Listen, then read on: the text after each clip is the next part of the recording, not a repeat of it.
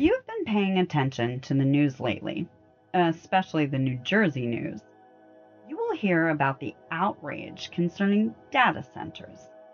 Now, let me just say that brings up memories of Skynet from the Terminator. In New Jersey, there happens to be more than 60 data centers which are currently up and running today. I thought it sounded like a lot, but then I dove into research and found out that Virginia has 320 operational sites, with more being built. There are very specific reasons why Virginia has the most centers, and I'll get into that later. There are actually 5 different sizes of data centers. The hyperscale ones are operated by major cloud and tech providers like Amazon, Google, Meta, and Microsoft to power global services and more language models. Now, what are LLMs? A large language model, LLM, is an advanced AI system trained on massive data sets to understand, summarize, translate, and generate human-like text. So basically Skynet. These sized complexes are the ones that scare the conspiracy and anti-AI people the most. The problem is that data centers supposedly affect the cost of your electricity in your area. They use hyper high percentage water to cool their machines.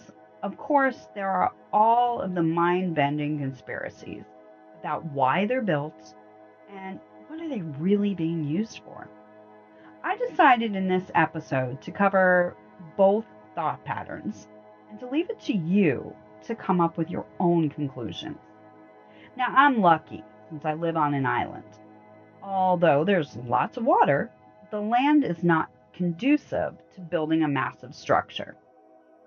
I am planning on covering this topic as unbiased as I can be, giving you the facts and what the experts say. I'm going to try to keep my personal opinions out of the episode. And then you can decide whether these places are secretly constructing the next Terminator. Should we really be afraid? Or maybe, like Jeff Bezos said in a recent interview, that the AI bubble will burst. Maybe he's right. So today, on Surely a Mystery, we're going to delve into the histories, mysteries, and conspiracies of data centers.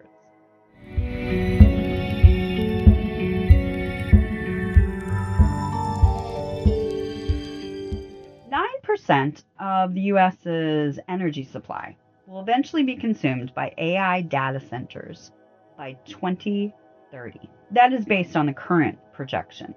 Specifically, New Jersey electric bills actually rose 20% this year alone. New Jersey is really trying to find alternative sources for clean energy. I mean, just off LBI, they try to put up those windmill farms. And guess what? Just a short while after they begun building them, not even operating them, whales began beaching themselves, as well as other underwater changes were beginning to be seen. So the work is stopped. But that still leaves the question, how are we going to provide all this extra energy needed for our growing population? Plus, we're going to have to fuel the growing fascination with technology and AI. Now, AI can make our lives easier. I hate to say it, but my students don't seem to understand that it's considered plagiarism, not your own ideas, when you plug what you want to say into an AI program and it actually does the writing.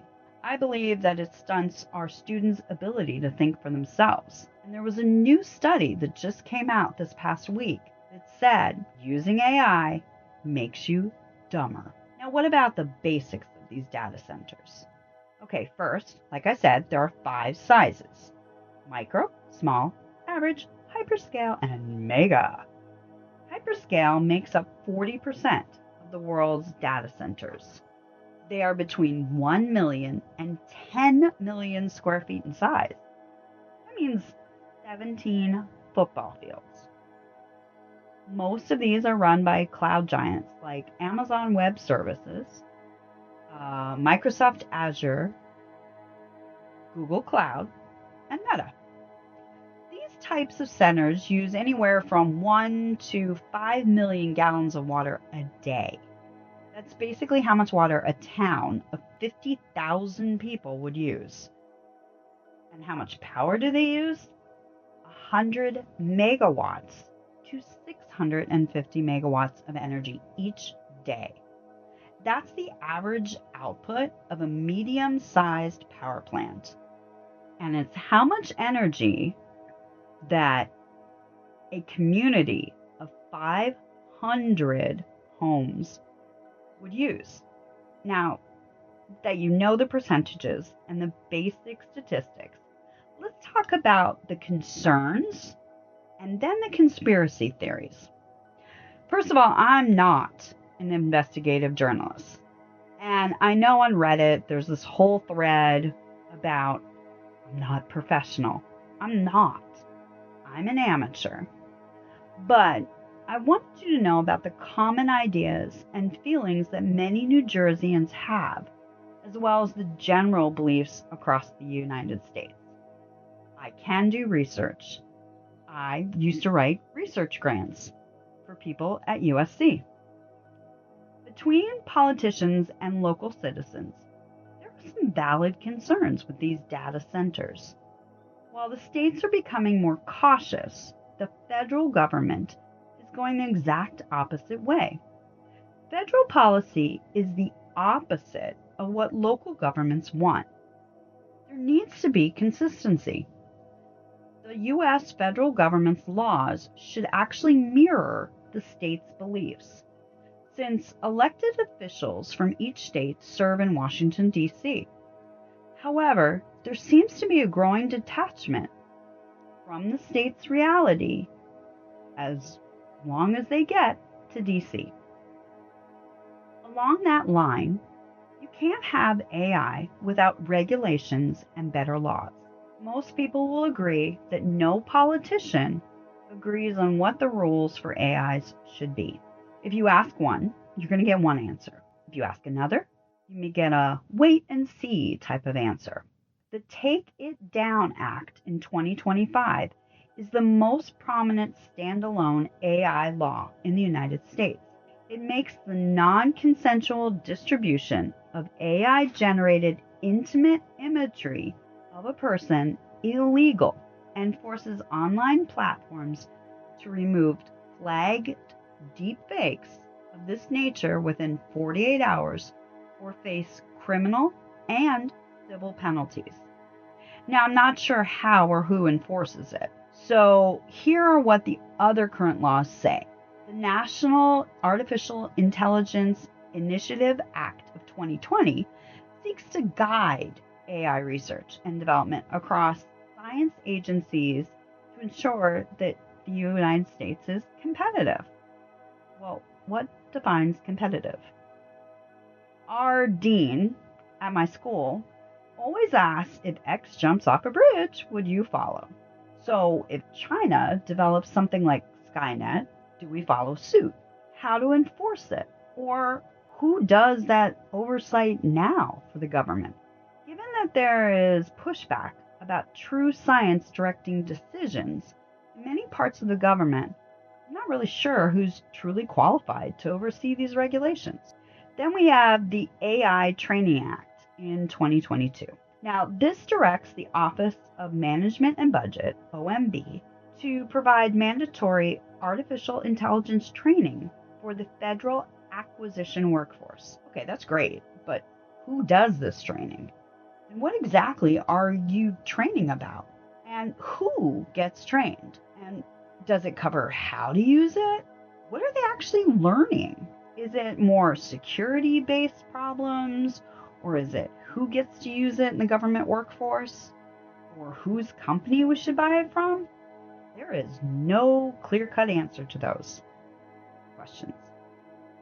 Now, Executive Order 14365 was signed to establish a minimally burdensome national policy framework designed to restrict states from enacting aggressive, fragmented AI legislation. Basically, It was created to prevent states from creating their own laws, which were too restrictive. The Trump White House unveiled a broad policy plan directing Congress to favor industry led standards, protecting intellectual property, prevent government censorship, and avoid creating a massive new standalone federal AI regulator. So basically, businesses can create whatever AI or AI programs that they want to with their own standards without censorship.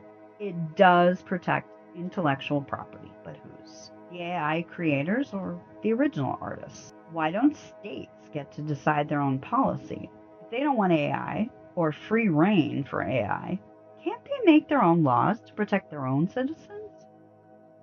Large and massive communication towers are proposed in New Jersey. Doesn't that destroy our scenic areas? Doesn't that also have other environmental consequences? Just because Wall Street or whoever wants fast and accurate data doesn't mean that we care only about their wants and needs. Why should we? We buy what they sell. We can direct their needs the way we want it. And at what point do we limit people and the whole attitude of, I want it now? When do we act like parents and say that you can't always have what you want when you want it? Now, the rapid growth in population will have to find other places to move and build their houses, meaning that the flow of people and buildings will change because data centers are basically in their way. Will some of the natural pinelands have to be destroyed to meet the demands of this new influx of people? Remember, these data centers need water, space, and electricity. It's not like we could put them just about anywhere that have no infrastructure already constructed. Though, no offense to North Dakota or South Dakota, why can't we put them there? Or places where people would never want to build? I mean, tons of top secret facilities are built in such places. There are three which obviously go together: refrigerants and forever chemicals, which are used in AI computing. These chemicals are often linked to cancer, reproductive harm, climate change, and immune system damage. There are cleaning and fire suppression chemicals such as FM200 or Novec 1230. Other older facilities use helium-based systems which cause damage to the ozone layer. The possibility of these toxic chemicals leading to pollution risks and environmental justice concerns are obvious. I mean, over time, we might come up with non-toxic chemicals to do the job. What about those facilities that already exist and are in use? For example, as the world's glaciers melt, all those viruses and other toxic chemicals that were locked up are now free and mixing in with our water cycle. The Earth's water cycle is a closed system. Very, very little of our water ever escapes. Our water is here and just cycling through the different forms or states. As I tell my students, basically, you're drinking dinosaur pee when you drink any water. By now, I am certain that you are wondering what the big conspiracy beliefs about the data centers are, and how do they fit into the loose rules and problems listed above. Now, this is a whole big rabbit hole to fall into. As I've said before, I'm not an investigative reporter. I'm a psychologist and a teacher. I never said that I was a reporter. I am a profiler, but I'm not interested in the prevailing beliefs and thoughts completely. I want to know what the conspiracies are. So I'm going to talk about the top 10, and they're in no particular order. First is surveillance and population control. So many people believe that since there are so many places that they might not really be processing harmless megabytes of data, but really secret government surveillance centers which capture all our Instagram and Facebook posts. They are analyzing them and what we're doing in our free time. They're really creating tools to control the population in general, creating those weird posts that catch our attention and then poof, simply disappear. It's the Mandela effect, but in the internet form. We see a post, and then we go to share it, or believe that we shared it, but it's gone. Or someone tells you about a posting, but you simply can't find it.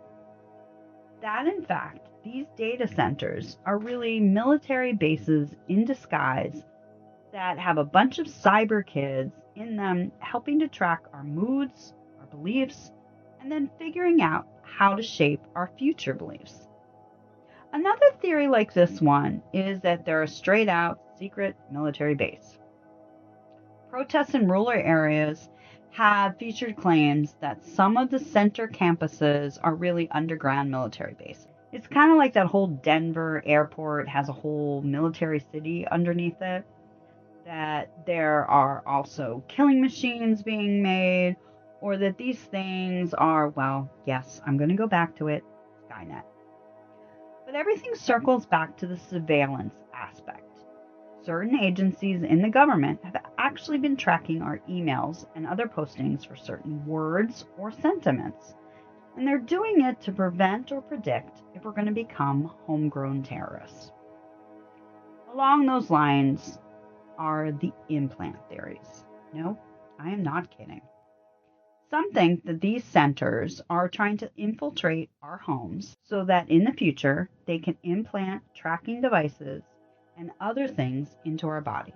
I could go with the whole programming and implanting information by watching a show, but it kind of reminds me of the movie They, or even Poltergeist, or, where poor Carol Ann is programmed and communicates with the poltergeist through the TV. Implanting might be done through the whole vaccination thing. That's a whole nother show. Mini implants is another theory that goes along with this. You could implant something in our minds and track what we're thinking. It's kind of like the Manchurian Candidate, where you program using drugs or music or sound, and then later on you have a trigger word, and it makes you do something crazy. Scientists have actually translated one brain from one monkey to another one digitally, downloading its thoughts and backing up its memories to a computer and then transferring it to the new brain. A fringe theory alleges that tech companies like NVIDIA are secretly installing mini AI data centers. I can buy into the whole tracking our behaviors. I wear a Fitbit, and many people have all kinds of smartwatches or rings that they can't live without. Several court cases actually use the tracking data to provide time of death, last location of a person, or prove that a person whose body has never been found is probably truly dead. Next, we have this whole food supply sabotage theory. Some people say that these have been put together, these massive data farms, on farmland to strip local residents of growing and securing their own food. I would tend to say that the weather and global increase in temperatures are doing a good job without any help from man. So not really sure that just because they're farmland is always going to be the case. I'm not totally on board with this one.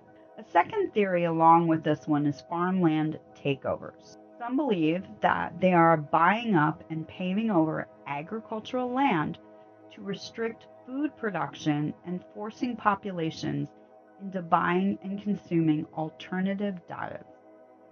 I think that we're going to have to find other sources of food with the growing population, shrinking farmland, and increasingly strange weather patterns.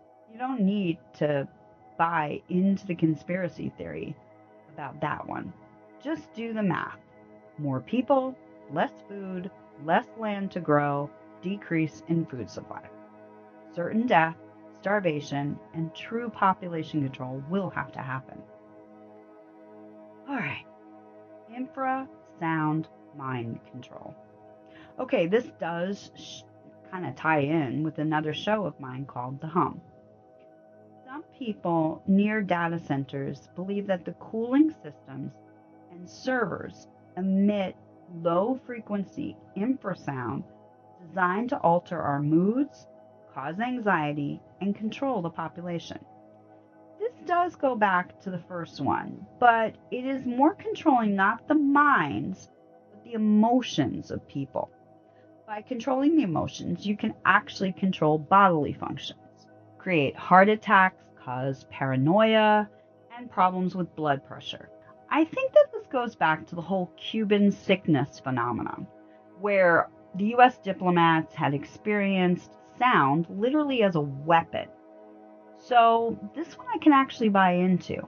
I mean, the government has been testing EMF and other types of crowd control based on sound weapons. The new movie, We Bury the Dead, is a really good possible example of an accidental misuse of the weapon. Too much sound can literally scramble our brain and literally shut down the electrical system of a human being. Now, let's continue with two related sound conspiracy beliefs. First is electromagnetic fields and related health dangers. Again, it sounds like We Bury the Dead. The whole idea is that there's an unseen electromagnetic radiation and invisible radio waves or data signals that can cause various forms of cancer or EMF sensitivity that has not yet been proven. In fact, I'm not sure that's even being studied yet. Let's start with the basics. Believe it or not, every human being emits light and energy at all times. Yes, we are little walking batteries. So the whole idea that a whole data center emits energy is completely believable. But how much and to what extent, I don't really know. I mean, we are just learning that sleeping or having your cellular phone too close to your head at night might cause brain complications or health issues.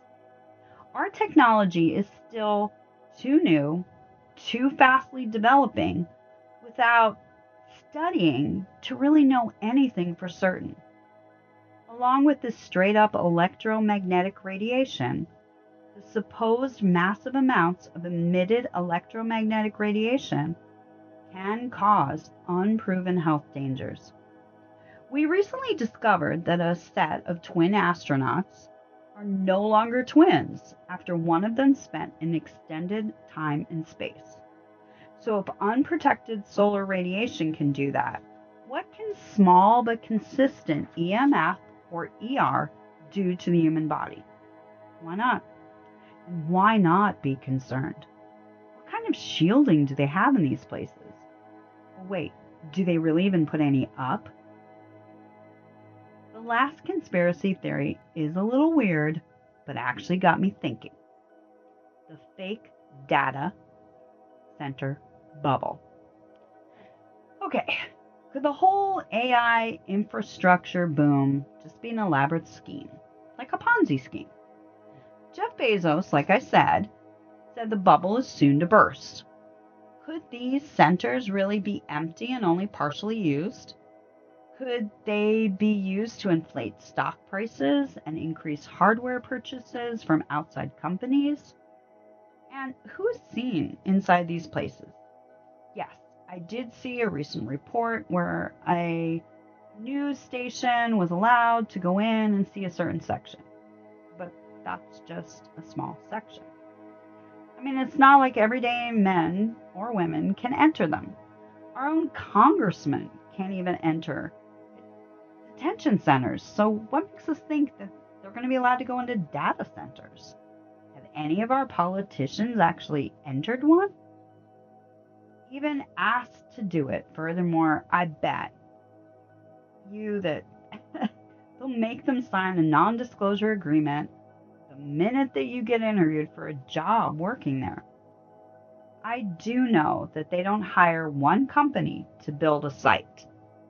However, what they do is actually hire multiple companies to do little parts of the whole. That's actually how they built the Denver airport and what's led to all the conspiracy theories about it. It is done so that no one knows the true depth an expanse of the whole site. Not one person could create a whole map of the area. Not a person who shouldn't know. Looking at all the normal complaints and somewhat very and unusual conspiracy theories, there are some valid concerns which many citizens have expressed regarding these data centers. The most obvious is the surging electricity bills and strain on local energy grid. For example, there is roughly a 20% increase in electricity bills in New Jersey in 2025.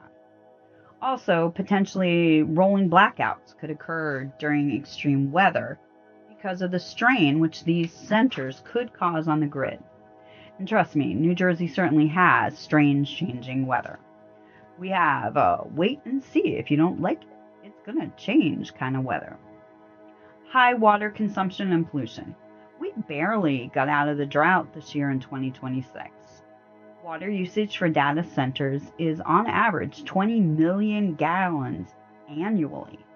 The average New Jersey household uses about 45,000 to about 109,000 gallons of water per year. This breaks down to roughly 70 gallons per person per day for all the things that you do. The more people in a household, the average can be slightly more. So this brings up drought risks in various regions as well as water contamination. If a data center doesn't have a closed loop cooling system, it could impact the local wells, the Kirkwood Cohasset aquifer with contaminated water. New Jersey already went through EPA difficulties in the north and cleanups from previous big businesses that polluted our land and water. It caused cancer spikes and birth defects. Noise and air pollution. Vineland residents have reported a constant industrial hum from the cooling fans and machinery in their local data center. It can easily disrupt daily life and sleep. Could it cause hearing problems in children and teens? Could it drive pets literally crazy? Drive local indigenous animals away? And can it affect the bee populations? Some backup generators are diesel and emit nitrogen oxides, particulate matter, and other pollutants into local neighborhoods. More environmental studies need to be done, must be done. On LBI, we have a beautiful modern hotel at the entrance to the island. But now, we are constantly paying for the lack of proper environmental studies, which were needed to assure proper water runoff and how it was going to affect the bay. Trust me, when I first moved back on the island, anytime it rained, I worried if I could get off the island. Along that line is the loss of farmland and environmental damage. We are, after all, the garden state. But how much of that garden are we losing for these data centers? How much will be lost because of the decrease in pollinators? The community resistance and pushback is probably the greatest complaint or resistance to building new ones. They don't want them in their backyards and around their kids. If they don't know what they are, then how can they prepare or object to really what goes on inside them? In order to fight the creation of these centers, people need to have information. People need to know what and how these data centers affect human beings. Would I want one of these data centers in my area? Honestly, not really, until I know more. I just don't have enough information to make a critical decision. Are there no real regulations? Do I think like Bezos says that it's going to be a bubble burst? Yeah, I actually think so. People will call for a slowdown or more regulation, just like the windmills off our island. I think that we certainly need to develop better laws which hold both sides accountable, the government and the industries, with people like the Pope and even Elon Musk stating that AI might be bad or being developed too quickly or too recklessly. I have to agree. We are are losing our minds, the ability to analyze things for ourselves, and our desire to think for ourselves. People are looking for the easy way out. Even teachers use ChatGPT to help write up their lesson plans. We look to social media to make decisions and choices. We believe that the influencers are always telling the truth. News organizations now fact check political candidates in real time. We look to fashionistas to tell us what to wear. When is it going to end? I'm not sure. But I leave this information to you to choose. Are you a sheep or are you a Mustang? Do you follow those before you go blindly, go with the flow, or are you bravely running into a new open lane and land of ideas? This has been Anna, of course, your living host, broadcasting from LBI on the coast of New Jersey. I hope this episode has made you think and that you'll act on what you've heard. Stay safe and thinking for yourself. Until the next episode of Surely a Mystery.